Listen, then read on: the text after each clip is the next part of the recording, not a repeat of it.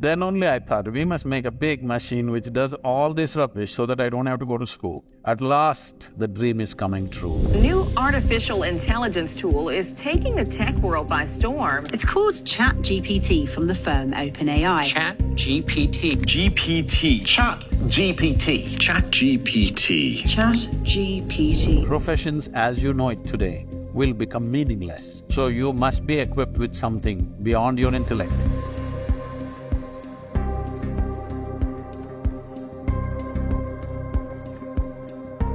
Last year and a half, they've been inviting me to speak in all sorts of artificial intelligence conferences in the world. I was just surprised, why are they asking me to come and speak about artificial intelligence, because I'm not an expert in the field, nor am I an artificial intelligence.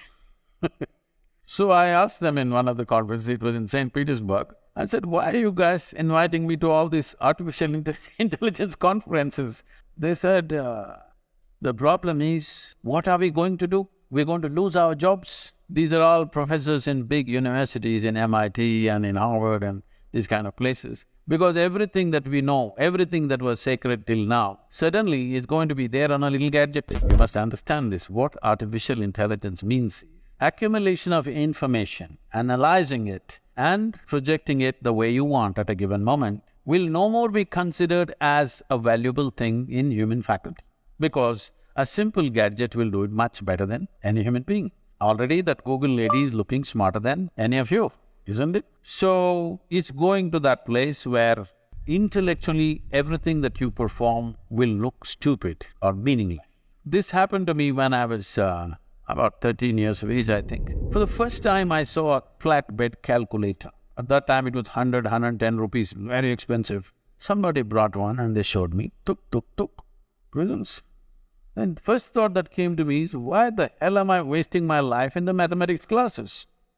I said, all I need is this, so I don't have to go to the math class. It can even do sin theta, cos theta, whatever nonsense you want. Then only I thought, we must make a big machine which does all this rubbish so that I don't have to go to school. At last, the dream is coming true.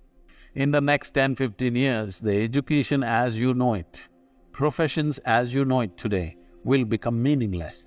So many of you will be out of your vocation unless you do something that a damn machine cannot do. You must be able to do something beyond your intellect. Human being has many layers of intelligence. Intellect is only a small part of it. Right now our education system is completely dedicated to intellectual development of the human being, and we think that's the grandest way to live. No, it is not.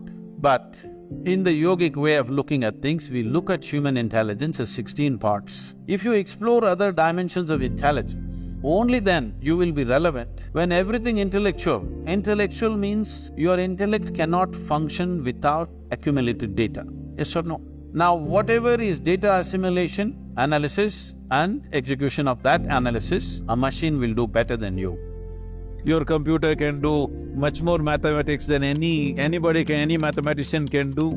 So, obviously, what you thought is a very difficult intellectual process is being processed by a machine far more easily than you can imagine. People argue, but mathematics is one thing, literature is a different thing, music is a different thing. Well, I'm telling you, whether it's literature or music, which are considered more outpouring of human heart, even this can be done by a machine.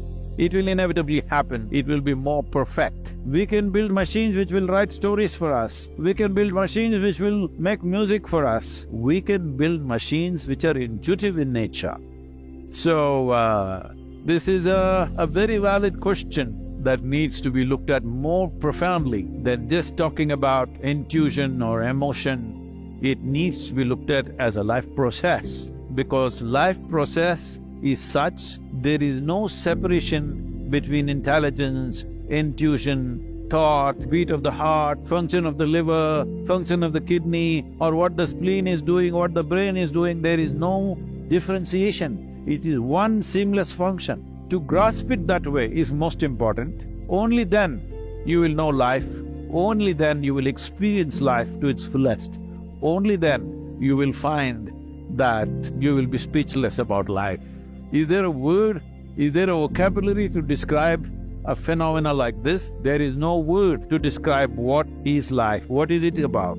There is no conclusion. When there is no word, there is no conclusion. When there is no conclusion, there is no death. This is the way of liberation. I know you asked a simple question about whether machines can become like this or not. Machines can become everything that you are. Can do everything that you can do, probably better than you. As you know, they are doing things better than you. Only thing is, they cannot become consciousness. Well, some people are saying we will build consciousness into a machine. That's not going to happen, because that's life. What you call as consciousness is the essence of life, that which cannot be described, for that which we don't have a word to say what it is, that which is that indescribable force which makes everything happen. That will not happen in a machine, 100%.